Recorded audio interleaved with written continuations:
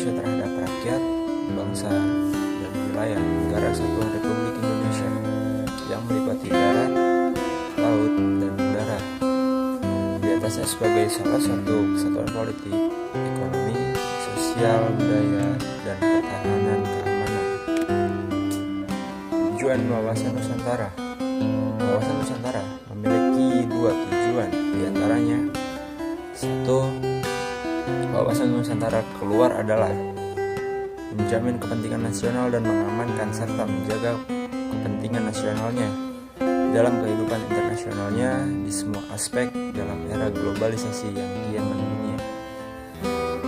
Nomor 2, tujuan Wawasan Nusantara ke dalam adalah menjamin persatuan dan kesatuan di segenap aspek kehidupan nasional dalam kebinekaan.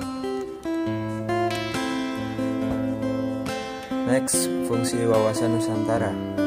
Fungsi utama dari Wawasan Nusantara adalah sebagai panduan, pedoman, acuan bagi bangsa Indonesia dalam bernegara.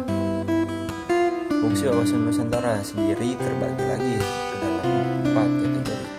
Yang pertama, wawasan pertahanan dan keamanan nasional, mengarah pada pandangan geopolitik negara Indonesia, yaitu mencakup tanah, air, serta segenap wilayah NKRI. Yang kedua, wawasan kewilayahan Indonesia, pemahaman mengenai batas wilayah Indonesia agar terhindar dari potensi sengketa dengan negara lain. Tiga, wawasan pembangunan, beberapa unsur di dalamnya seperti sosial politik, kesatuan politik, pertahanan, serta keamanan negara, ekonomi dan sosial ekonomi.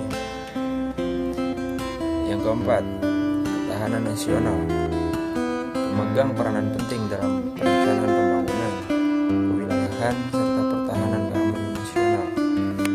Ya, next, Wawasan Nusantara ini mempunyai asas-asas Wawasan Nusantara diantaranya ada 5. Yang pertama, asas kejujuran. Kedua, asas kesamaan tujuan. Yang ketiga, asas keadilan. Yang keempat, asas kerjasama. Dan yang kelima, asas solidaritas. Oke, langsung asas kejujuran. Berani berpikir dan bertindak hanya yang sesuai dengan fakta, wajib dilakukan demi tercapainya kemajuan. Yang kedua, asas kesamaan tujuan, mempunyai tujuan serta kepentingan yang sama. Yang ketiga, asas keadilan, kerjasama serta koordinasi dilaksanakan atas dasar kesetaraan agar terciptanya efektivitas dalam mencapai tujuan bersama. Yang keempat, asas kerjasama, seluruh elemen masyarakat mempunyai hak yang sama dalam mendapatkan keadilan. Asas solidaritas, bentuk kepedulian terhadap orang lain, adanya kesetiakawanan dan asas penanggungan. Implementasi Nusantara, penerapan nyata Wawasan Nusantara, diantaranya: yang pertama, implementasi di bidang pertahanan dan keamanan. Implementasi Wawasan Nusantara di bidang pertahanan dilakukan dengan membentuk sikap dan kedisiplinan diri dalam membela tanah air. Yang kedua, implementasi di bidang politik. Implementasi Wawasan Nusantara di bidang politik juga dimaksudkan untuk menciptakan pemerintahan yang kuat, bersih, dan dapat dipercaya oleh masyarakatnya. Yang ketiga, implementasi di bidang ekonomi. Kekayaan dan letak geografis Indonesia yang strategis dapat dimanfaatkan dengan maksimal untuk perekonomian negara.